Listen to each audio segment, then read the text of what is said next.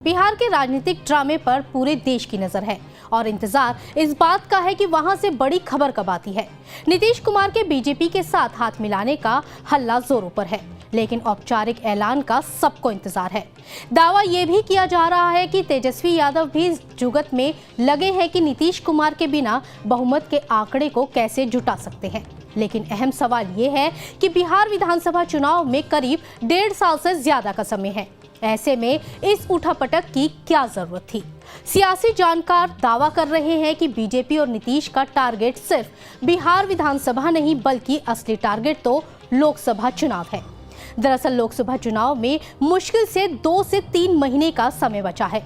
अनुमान है कि कुछ ही हफ्तों में लोकसभा चुनाव का ऐलान हो सकता है। बीजेपी और नीतीश दोनों पिछली बार की सफलता दोहराना चाहते हैं।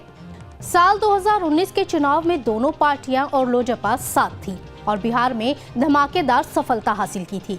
बिहार में 40 लोकसभा सीटें हैं। इनमें से बीजेपी ने 17 सीटों पर उम्मीदवार उतारे थे और पार्टी को सभी सीटों पर सफलता मिली थी। जेडीयू ने भी 17 सीटों में उम्मीदवार उतारे थे, जिसमें से 16 सीटें जीती थी। इसी गठबंधन की एलजेपी ने 6 सीटों पर उम्मीदवार उतारे थे और उसके भी सारे प्रत्याशी जीत गए थे, यानी 40 में से 39 सीटों पर जीत हासिल हुई थी। वहीं तेजस्वी की पार्टी आरजेडी ने कांग्रेस सहित कई छोटी पार्टियों के साथ मिलकर चुनाव लड़ा था। खुद आरजेडी ने 19 सीटों पर उम्मीदवार उतारे थे, लेकिन एक भी नहीं जीत पाया था। कांग्रेस ने 9 सीटों पर उम्मीदवार उतारे थे, लेकिन सिर्फ एक ही जीत मिली थी। सहयोगी पार्टी रालोसपा ने भी 5 और हम ने 3 सीटों पर उम्मीदवार उतारे थे, लेकिन किसी को जीत हासिल नहीं हुई थी। अन्य सहयोगी पार्टी भी खाली हाथ रही। इस समय के समीकरण को देखें तो हाल ही में 5 राज्यों में हुए विधानसभा चुनाव में राजस्थान, मध्य प्रदेश और छत्तीसगढ़ में शानदार सफलता से बीजेपी उत्साह में है।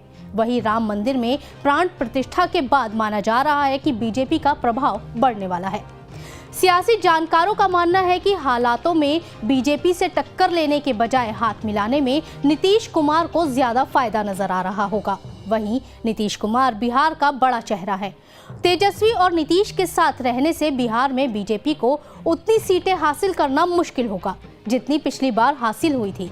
इस स्थिति में नीतीश और बीजेपी के हाथ मिलाने की असली वजह लोकसभा चुनाव हो सकते हैं।